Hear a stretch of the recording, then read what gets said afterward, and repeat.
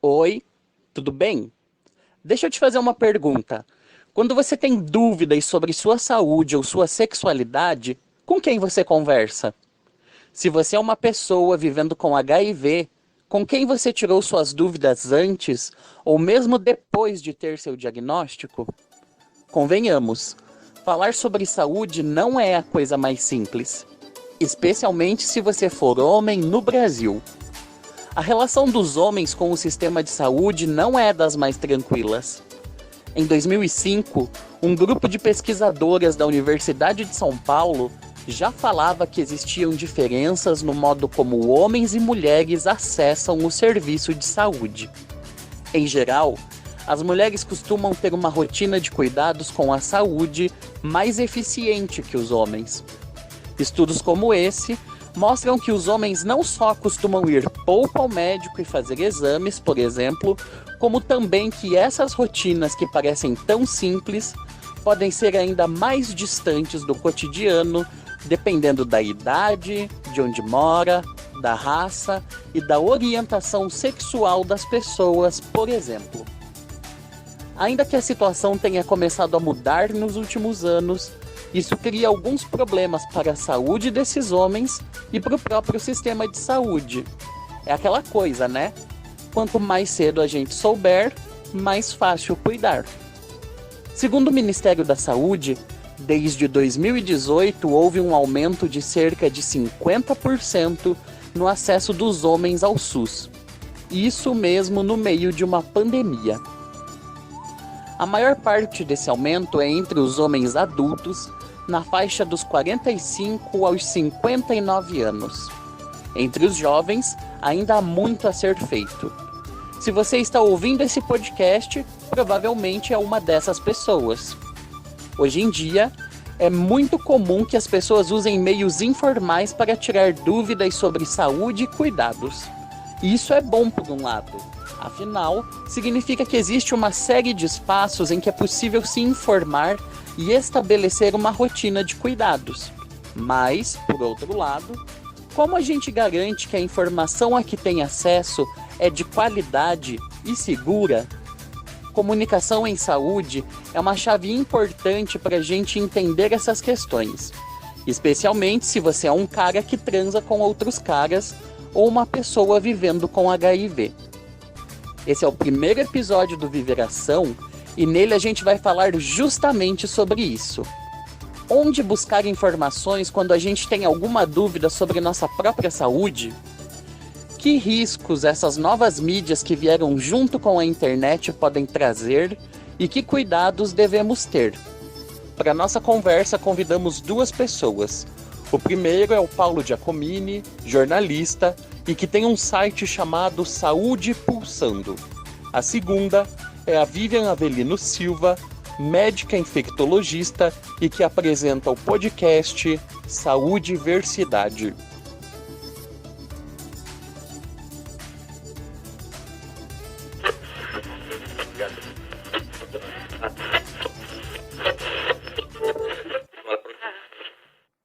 Eu sou o Guto e você está no Viveração.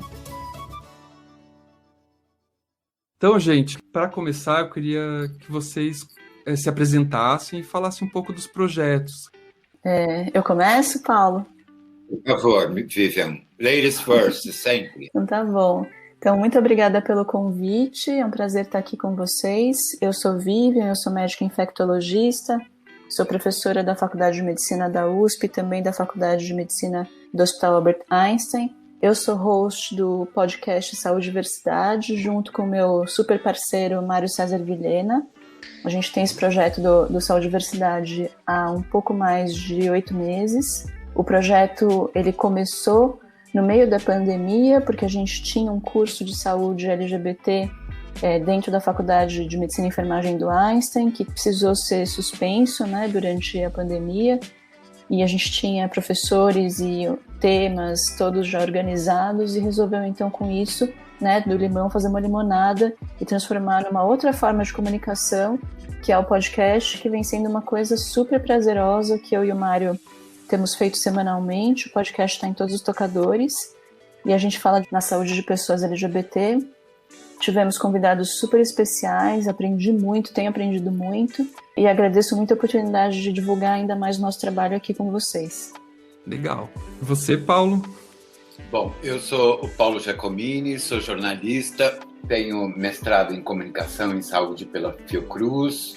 O Saúde Pulsando, ele é um site de notícias sobre HIV, AIDS, hepatites e tuberculose, e também pega um pouco das populações mais vulneráveis à infecção pelo HIV. A gente tem artigo, tem coluna, tem debates, tem uma série de coisas legais, e o objetivo do Saúde Pulsando é que ele se torne uma referência para as pessoas afetadas por esses agravos, né? Legal, muito bom. Eu assim, importante eu dizer também que eu acompanho o trabalho de vocês, eu gosto bastante, escuto o podcast e leio com frequência, né, o site. Eu acho que ele cobre aí um espaço que é muito importante, né? E o que vocês acham sobre o desafio de falar de saúde na internet? Como que vocês veem isso? Assim, é uma coisa simples ou é uma coisa mais complicada no Brasil? Olha, eu acho que falar de saúde, genericamente, não é tão difícil. Quer dizer, claro que tem dificuldade, mas não é tão difícil quanto falar de HIV e AIDS, né? No meu ponto de vista, né? Porque saúde, ela abarca uma questão geral. Depois da alimentação, é a primeira coisa que as pessoas pensam, né? Primeiro as pessoas pensam em comer e depois se alimentar, né? E depois elas pensam na saúde delas. Pelo menos eu acredito nisso.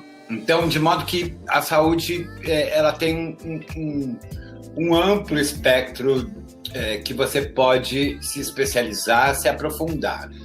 Agora, quando você chega no HIV, AIDS, nas hepatites virais, né, na tuberculose, né, a coisa fica bem mais complicada, né, porque, você vê, né, a gente tem um laço vermelho que é o laço que representa a solidariedade às pessoas com HIV, às pessoas que morreram de HIV, às pessoas afetadas pela epidemia de AIDS. Mas a maioria dos ativistas só saem com o laço vermelho de casa quando é o 1º de dezembro.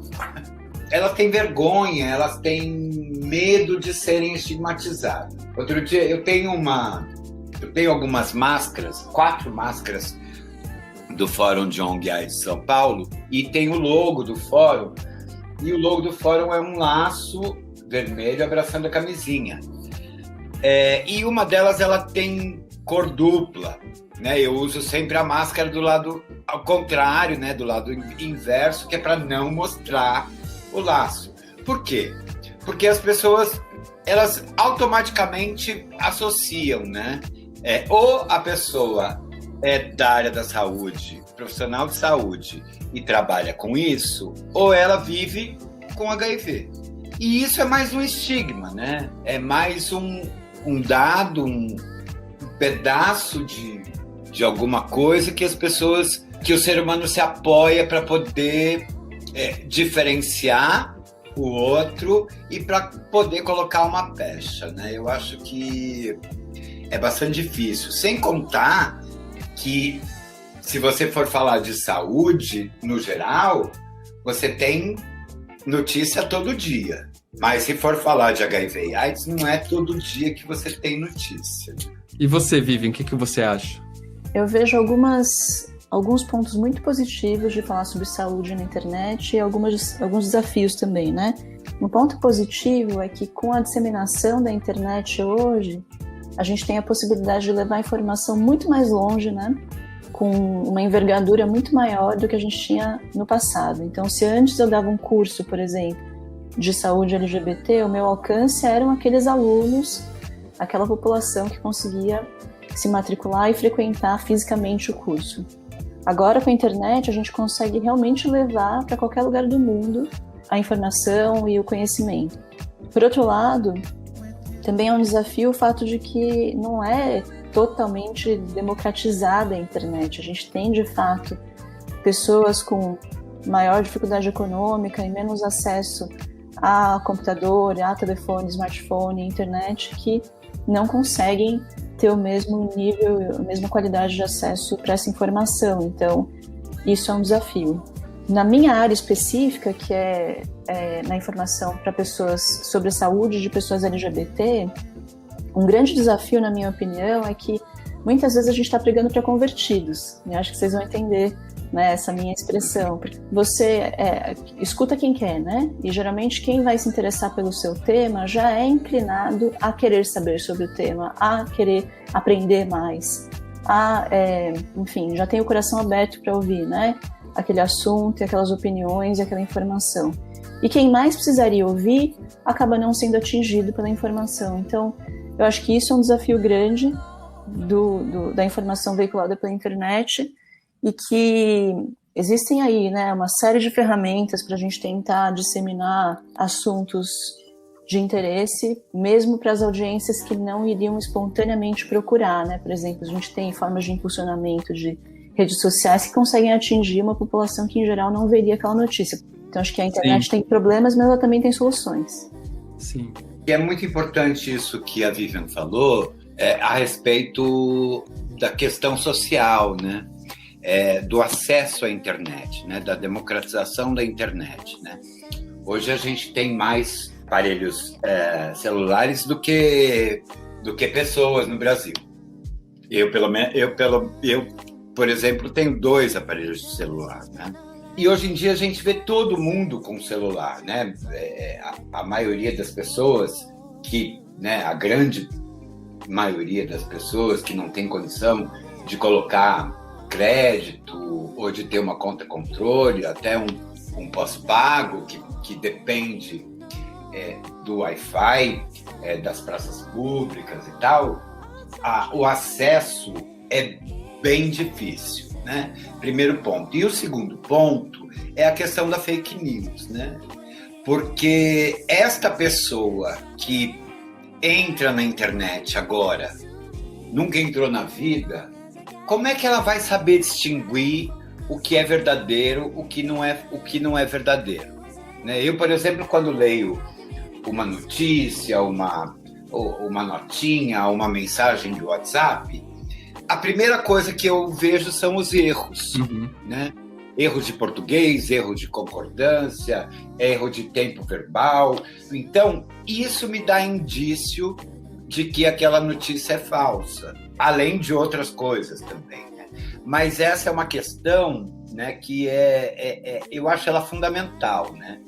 Não é porque todo mundo tem celular que o acesso à informação vai se dar da mesma forma. Eu vou fazer uma provocação agora, que eu sempre fazia essa provocação na roda de conversa que eu coordenava. Então entendam como uma provocação, tá? Eu queria saber de vocês se vocês acham que existe doença de gay e doença de hétero. Eu, como infectologista, né, e a gente estuda bastante os micro-organismos, a gente sabe que não tem nenhum micro-organismo na história da medicina que escolhe o indivíduo pela sua orientação sexual. Então a resposta é não. O que acontece são contextos sociais e contextos de vida em que a pessoa pode estar mais ou menos vulnerável a um determinado desfecho de saúde, a uma determinada doença. Então, por exemplo, a gente tinha aí uma quantidade muito grande de doenças parasitárias no Brasil, até algumas décadas atrás, e essas doenças não selecionavam as pessoas pobres, certo? A doença não escolhe pelo nível socioeconômico, mas o nível socioeconômico determina um certo contexto de exposição no ambiente, de água, saneamento, que acabam predispondo aquela população ao maior risco daqueles agravos de saúde. E a mesma coisa acontece hoje, por exemplo, com HIV, em que a gente tem populações-chave que a gente sabe que são mais vulneráveis, que têm uma prevalência maior das infecções sexualmente transmissíveis, O que não significa que a sífilis escolhe de acordo com a orientação sexual ou que o HIV escolhe de acordo com a orientação sexual, certo? Mas sim significa que a gente tem que dar atenção especial para esse grupo de pessoas, informação, cuidados, diagnóstico, tratamento, para que elas tenham uma qualidade de vida e saúde, da mesma forma que a gente tem preocupação diferente com uma pessoa que mora num contexto social ou de saneamento, para outros aspectos e outras doenças, né? Eu não posso discordar da Vivian, porque eu não sou médico, né? Então nem dá para discordar, e assim, o pouco que eu conheço de saúde só me dá o direito de concordar com o que ela disse. Mas eu acho que é um grande desafio, né? Esse de você dizer para a sociedade que esta não que o HIV não é uma doença de homens que fazem sexo com homens, né? Que a sífilis não é uma doença de homens que fazem sexo com homens, né? Mas tem um livro interessante da Susan Sontag, chama-se AIDS e Suas Metáforas. E ela escreveu esse livro, se eu não me engano, no início dos anos 80, depois de perder muitos amigos para a AIDS, né? Morava em Nova York, uma escritora, né? A gente sabe que no começo da epidemia, inclusive na Faculdade de Saúde Pública da Universidade de São Paulo, houve um manifesto, né?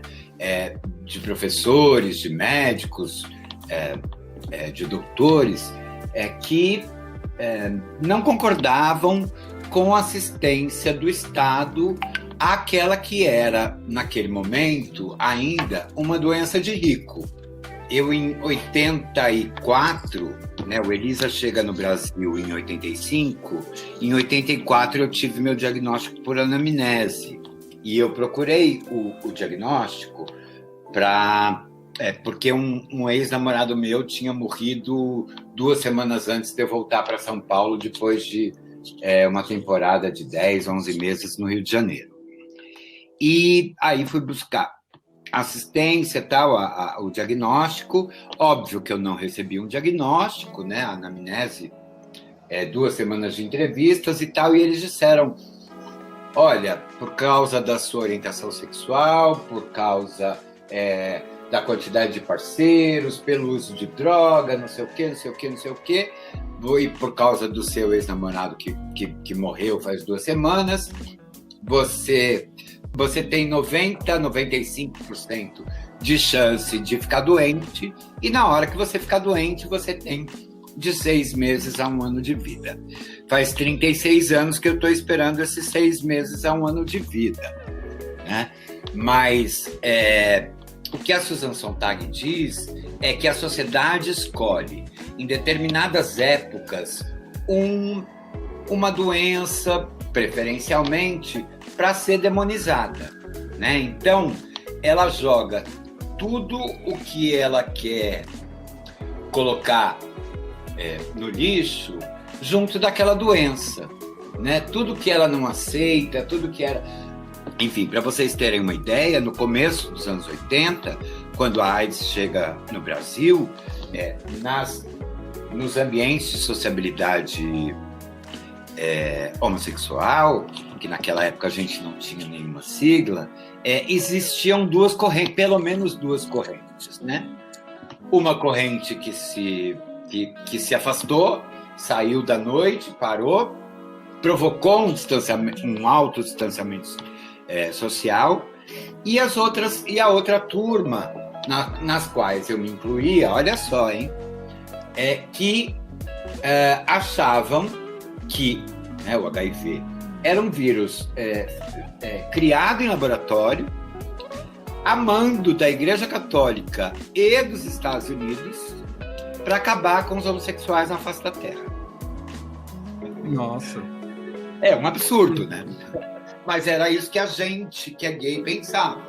Lá em 80, sim. 81, 82, né? Hoje em dia, falar isso é um absurdo completo. Né? Mas... Sim, mas é importante o teu relato, E eu acho que é uma coisa bem importante, né?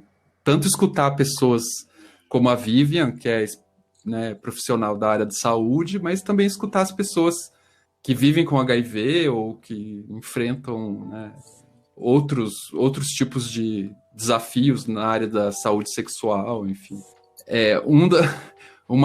Inclusive, uma das perguntas que eu queria fazer para vocês, que é como chegar e por que vocês acham que é tão difícil de falar de saúde com homens, no geral? A gente já conhece há bastante tempo da medicina, né, que homem procura médico muito menos que mulher. Existe um viés da mulher ter um período na vida em que ela pode estar gestante, só por isso ela tem um monte de consulta médica, né? Mas é mais do que isso, não é apenas em virtude da gestação e das consultas que ela traz. Existe um comportamento distinto, realmente, de homens e mulheres em relação à busca por atendimento médico. Isso passa um pouco pelo machismo, né? Os homens que são super machistas querem sempre parecer fortes, nunca admitir fragilidade, doença, dependência de qualquer outra pessoa, de precisar de cuidado, né? Então, isso está na raiz, eu acho, desse problema, da dificuldade dos homens chegarem a ter um atendimento médico tanto quanto mulheres em média conseguem ter. Mas aí, como você colocou, Guto, a gente tem, então, alguns homens que fazem sexo com homens que não se assumem como pessoas gays, porque ser gay e ser homem que faz sexo com homem não é a mesma coisa. Você pode começar sendo simplista, né? Falando assim, olha, homem que faz sexo com homem inclui pessoas que são bissexuais e pessoas que não se assumem. Mas é mais do que isso, porque se assumir gay, e isso com certeza o Paulo vai poder falar muito melhor que eu, é um posicionamento político, muito mais do que simplesmente reconhecer que você tem orientação sexual por pessoas do mesmo sexo que você, né? E eu acho que vale a pena também lembrar que, do ponto de vista médico, de saúde, epidemiológico, quando a gente usa a expressão homem que faz sexo com homem, a gente também inclui mulheres trans, travestis, né? Do ponto de vista biológico, a gente classificou ao nascimento como homens e estão expostas a riscos semelhantes que homens gays e outros homens que fazem sexo com homens. Tá. Então, isso eu acho uma coisa importante de lembrar. Sim. E que homens trans não estão contemplados necessariamente, né, na sigla HSH. Acho que tem lá uma pluralidade ainda maior do que essa para a gente repensar, né? O que a Vivian colocou a respeito do homem procurar menos, né, é exatamente isso, né? É o machismo, é não querer ser cuidado por outro, né, pelo outro, né, outra pessoa. Pode ser a mulher, pode ser a filha, pode ser a mãe, pode ser o marido, enfim, não quer ser cuidado. O homem, ele se acha autossuficiente. Ele tem que estar bem o tempo inteiro para prover a casa, enfim, essa coisa do machismo que a gente conhece. Então, por isso eu digo, acho que as pessoas jovens estão no foco. Para você achar a tua população prioritária, você tem que investir em toda a juventude que você puder, né? Para mim é um erro, por exemplo, a PrEP não estar disponível para heterossexual. Sim. Né? Por quê? Porque não somos apenas LGBTQIA+, que temos práticas sexuais de risco. Claro que você vai preferir locais de sociabilidade LGBTQIA+, mas o cara que é casado e faz sexo com homens escondido da mulher. Porque a gente tem isso ainda. Eu acho importante essas colocações, até porque eu acho que os próprios homens que fazem sexo com homens, quando você faz uma orientação com eles, muitas vezes eles recusam o rótulo, né? População-chave, por exemplo, né? Quando você indica para eles, você pode tomar PrEP, porque você você faz parte da população que entra no objetivo do programa PrEP. E eles, não, mas eu sou hétero. Né? Então, às vezes existe essa contradição, né? Um dos itens lá da indicação da PrEP no Guia de Recomendação Brasileiro, né, menciona que pessoas com alta vulnerabilidade sexual podem sim ser contempladas com PrEP, e nesse item aí não é obrigatório ser nem parceiro de pessoa soropositiva e nem homem que faz sexo com homem ou gay ou outra população-chave, né? Então, acho que usando aí essa brechinha, dá sim pra gente indicar, independente da orientação que a pessoa reconhece, ou, né, mesmo para as pessoas que se autodenominam hétero, ou que de fato são exclusivamente heterossexuais, mas que tem um número grande de parceiros sem uso de preservativo de forma consistente. Mas você sabe, Vivian, que quem mais reclama de falta de acesso à PrEP são parceiros de pessoas vivendo com HIV? Porque a primeira coisa que perguntam, ele está indetectável? Ela está indetectável? Então você não precisa usar PrEP, né? Então... talvez seja importante esclarecer para quem está ouvindo o que seria a PrEP. Legal, super importante, né? Muita gente não sabe o que significa, não. Então, PrEP é a profilaxia pré-exposição ao HIV, que é uma medicação que a pessoa pode fazer uso quando ela sabe que ela tem exposição recorrente sem uso consistente de preservativo e outros métodos de prevenção, né? A forma tradicional de uso é tomar diariamente um comprimido que é composto, né, de antirretrovirais que habitualmente são usados para tratamento. Então, no coquetel, entre aspas, né, do tratamento, a gente usa 3 medicamentos antirretrovirais. Na PrEP a gente usa 2, então é um esquema um pouco simplificado. E aí a pessoa pode fazer uso desse comprimido todos os dias, ou ela pode fazer num esquema sob demanda, né, que é 2 comprimidos antes, 2 comprimidos depois da relação sexual, e isso acaba sendo mais conveniente quando ela sabe, tem mais ou menos programado quando que a exposição vai acontecer, o que não é a regra para a maior parte das pessoas com sexo, né? Sob demanda já foi aprovado no Brasil? Então, sob demanda é um método que já foi estudado e tem eficácia demonstrada, mas ele não faz parte da recomendação do Guideline Oficial Brasileiro, né? Então, é uma forma que existe, mas não existe com recomendação oficial pelo Brasil. E aí a PrEP, ela está indicada para pessoas que têm vulnerabilidade alta ao HIV. Paulo comentou agora que um dos grupos que está contemplado no Guideline é o grupo de pessoas que são parceiros ou parceiras de pessoas que vivem com HIV. Quando a pessoa que vive com HIV do casal está sob tratamento e não tem o vírus detectável no sangue, essa pessoa não transmite mais o HIV por via sexual. Tem critérios, né? A pessoa precisa estar pelo menos 6 meses com o vírus indetectável no sangue, e aí sim a gente fica bastante seguro que o HIV não passa mais por via sexual. Esse conceito a gente chama de I é igual a I, indetectável é igual a intransmissível. E é um conceito super importante que ajuda as pessoas que vivem com HIV a ter muito mais tranquilidade, muito menos preocupação em relação aos relacionamentos que elas vão desenvolver depois do diagnóstico, né? É comum a pessoa que vive com HIV se sentir muito travada, muito bloqueada para ter novos relacionamentos. E aí o Paulo comentou, né, que algumas pessoas que são parceiros e parceiras de pessoas que vivem com HIV têm dificuldade para obter a PrEP. Então, de fato, desse parceiro que está indetectável, a pessoa não vai pegar HIV mais, né? Mas sim, ela pode perfeitamente querer continuar se protegendo de outras parcerias que ela venha a ter, né? Então isso é uma coisa que tem que estar na nossa conta, que as pessoas não são obrigatoriamente monogâmicas, né? Nem que a gente mande. Então isso tem que ser considerado.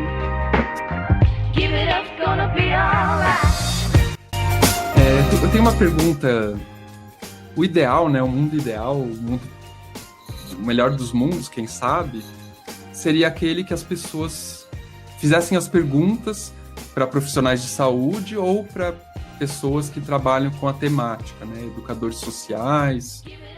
Mas no mundo real não é isso que acontece. Como que vocês veem essa situação? Assim? Onde que as pessoas se informam sobre sexualidade, sobre HIV? Qual é o resultado desse mundo real? Eu acho que não dá para separar, né? Tem gente que fala assim, o Paulo jornalista ou o Paulo ativista. Tá. Qual é a parte da gaveta que vai ficar a minha cabeça, né? Nessa sua...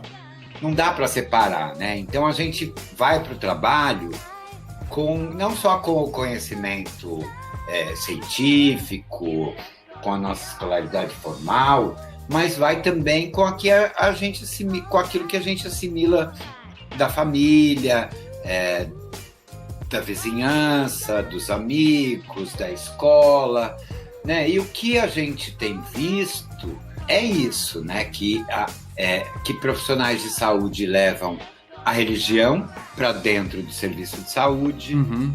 Então, é muito importante. A minha médica, por exemplo, outro dia eu tive uma sífilis. Isso significa que eu não uso preservativo. Sim. Com todas as pessoas, né? Com quem eu me relaciono. Agora, aí eu falo, mas, doutora, e o I igual a I? O I igual a I é importante, Paulo. Mas a sífilis é horrível. Se a sífilis chegar no sistema nervoso central, adeus, né? Tchau. Eu posso morrer de demência. Mas eu acho importante o que a Vivian disse, né? Que tem o I igual a I e que isso protege as pessoas com HIV. Em outros países, como no Canadá, onde já foi feito um estudo, inclusive, acho que na Austrália também, as pessoas gay, elas se acham mais confortáveis em fazer sexo com uma pessoa indetectável, porque ela sabe que ela tem HIV, mas que ela não vai se infectar porque ela está indetectável, do que com uma pessoa que ela não sabe a sorologia. Né? É muito mais seguro, inclusive no posicionamento sexual. Né? Tem uma publicação do GIV chamada... O GIV é o Grupo de Incentivo à Vida, é uma ONG aqui em São Paulo, formada por pessoas vivendo com HIV. E eles têm uma publicação chamada Boletim Vacinas e Novas Tecnologias de Prevenção, que faz a tradução de estudos científicos, de resumos de estudo e tal. E que é bem importante porque o acesso também a esse tipo de publicação, né? Quem lê Nature, quem lê Science, quem lê Jades, né? É só quem sabe falar inglês. Né? Uhum. Então, ele põe a informação a respeito daquilo de uma forma mais acessível às pessoas. Né? Então, essa publicação é interessante. E numa das edições, trouxe um desses estudos com depoimentos de pessoas gays que diziam que era melhor fazer sexo com uma pessoa vivendo com HIV indetectável, porque ela sabia que não ia se infectar, do que você... eu fiz o teste de HIV faz 3 meses e você não transou com ninguém depois disso, sem preservativo? Transei. Então, não sei qual é a sua sorologia, mas a minha eu sei. Acho que, obrigada, viu, Paulo, do elogio. Eu fico feliz de ter evoluído depois de um tempo aí de atuação como infectologista para realmente ter a cabeça mais aberta, né? Essa é a realidade, né? As pessoas não são aves. As aves é que têm relação monogâmica, as pessoas não, né? Então, isso tem que ser considerado quando a gente vai cuidar de gente, né? Gente, a gente já está estourando um pouquinho no tempo aqui, mas eu ainda tenho mais 2 provocações e aí depois a gente termina. Eu queria saber de vocês qual a importância de se discutir sexualidade e questões como HIV ou outras ISTs nos meios de comunicação. Então, quando você trouxe pra gente, né, onde é que as pessoas aprendem a respeito de sexualidade, eu fiquei refletindo exatamente nesse aspecto, né? Como é que os meios de comunicação também têm um papel. A gente deveria falar sobre sexualidade em vários contextos, né? Desmistificando a sexualidade e os preconceitos desde a mais tenra idade. E é claro que quando a gente mistura questões relacionadas à religião, questões individuais, né, de escolhas das famílias, a gente pode ter dificuldades para ter essa abertura e essa flexibilidade. Eu acho que os meios de comunicação são uma forma importante porque a gente ouve, né, de muitos jovens especialmente, que na falta de informação de qualidade, a internet e outros meios de comunicação acabam sendo a principal fonte de informação, e é importante que eles tenham referência de fontes de qualidade para conseguir ter a informação que eles precisam. Então, sem dúvida, é importante ter uma informação qualificada, né, disponível amplamente para os jovens, especialmente, né? Eu penso isso também. Eu acho que além dos meios de comunicação, né, da importância dos meios de comunicação falarem sobre saúde, né, e sobre outros aspectos sociais, né.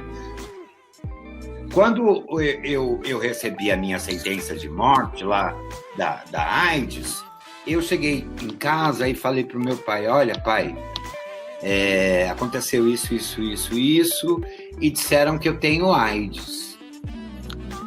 Meu pai estava trabalhando na mesa dele, no escritório. Do jeito que ele estava trabalhando, ele continuou, sem dizer absolutamente nada. E eu disse para ele: escuta, você não vai dizer nada? Ele levantou a cabeça, olhou para mim e disse: você não é homossexual? Então, nada mais natural. Porque naquela época, né, ainda a AIDS era uma doença de gay. E o pior, né, a AIDS parece que ela vem exatamente ao encontro do que a Susan Sontag diz. Ela pega a escória da sociedade. Eu ia fazer mais uma provocação para cada um, só para a gente encerrar. Da Vivian, eu queria saber sobre a responsabilidade do profissional de saúde. E eu, pessoalmente, já tive algumas experiências não muito legais, assim, só contando assim, rapidamente. O meu primeiro teste de HIV, ainda nos anos 90, começo dos anos 2000, o profissional que leu o teste para mim, ele me disse: não foi dessa vez ainda. Que horror. Enfim.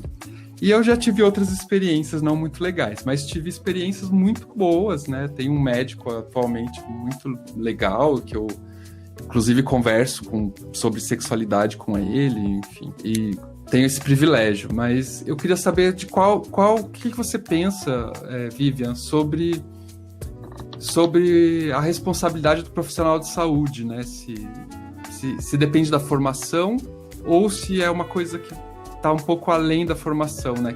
E da parte do Paulo, eu queria provocá-lo com o que ele acha da forma que o movimento social, no geral, encara a questão do HIV. Eu vou até te agradecer, viu, Guto, de ter feito essa pergunta, essa provocação para mim, porque é um tema muito importante.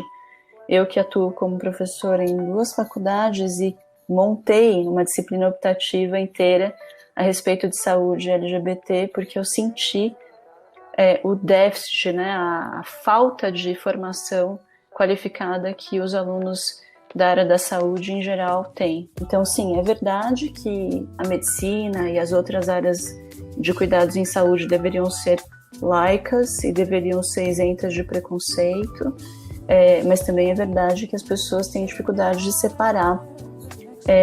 Isso tanto é verdade que a gente precisa de uma série de normas, né, do Código de Ética Médica, né, e outras regulamentações para ter como referência para a forma como a gente vai atuar na prática clínica. O profissional de saúde, ele tem um papel muito importante, porque ele atende o indivíduo quando o indivíduo está mais fragilizado. E ele tem essa capacidade de gerar conforto, né, e trazer e cuidar da pessoa de forma integral, ou na outra ponta, né, no outro extremo, de causar ainda mais sofrimento para uma pessoa que já está em sofrimento, né? Então, eu me ressinto de ouvir o que você conta, porque os meus colegas profissionais de saúde muitas vezes têm mesmo uma atitude que é prepotente, que é cheia de julgamento, e a gente batalha muito na formação dos profissionais em formação, né, das pessoas que estão na faculdade, na residência, para que elas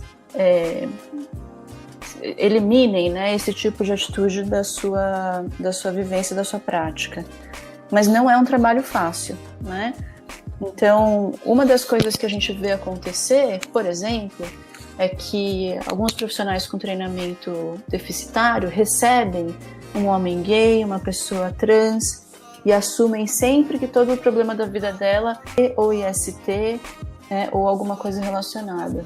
Então, eu acho que existe, por um lado, uma tratativa que pode ser cheia de preconceito, mas por outro também uma negligência, sabe? De cuidados básicos que as pessoas LGBT podem sofrer no cuidado nos serviços de saúde. Então, acho que é uma responsabilidade enorme para quem é profissional e para quem atua com a formação de profissionais tentar reverter esse olhar com preconceito que acaba acontecendo. Guto, eu vejo muito preconceito. Infelizmente, a AIDS não é mais uma doença de gay rico, né? Ou de gente rica que foi buscar a doença em Nova York ou em São Francisco, né? A AIDS agora é uma doença mundial que está aí para todas as pessoas. Então é muito difícil quando você tem uma diretriz, tem uma causa, tem um objetivo dentro dessa causa e a pessoa não entende, né? Ela não alcança. Então é muito difícil. Uma outra coisa que eu acho muito difícil também é essa segmentação. Eu acho que não tem muita solução, porque são realidades, são contextos muito diferentes, né, que as pessoas vivem.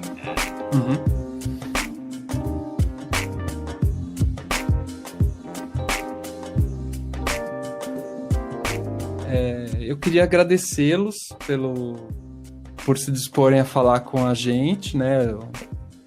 E se vocês quiserem falar mais alguma coisa... Então, eu quero te agradecer também pelo convite, Guto. Reforçar mais uma vez que o Saúde e Diversidade está em todos os tocadores de podcast. A gente vai ao ar todas as segundas-feiras, pela manhã, e também às quartas-feiras pela Rádio USP. Vai ser um prazer conversar com vocês mais vezes no futuro. Eu adorei também a conversa. Lá no Saúde e Diversidade a gente também tem contato pelas mídias sociais, Twitter, Instagram e Facebook, e também o saudediversidade@gmail.com. Queria convidar as pessoas para visitarem o Saúde Pulsando em saudepulsando.com.br ou nas mídias sociais, né? Facebook, Instagram, Twitter e em breve no YouTube como @saudepulsando. Te agradecer e desejar muita sorte e muito sucesso para esse teu projeto. Obrigado aos dois. Então, agradeço novamente aos dois e até a próxima. Até a próxima. Obrigada, gente. Obrigado. Prazer em te conhecer. Prazer foi meu, gente. Um abraço. Um abraço. Tchau.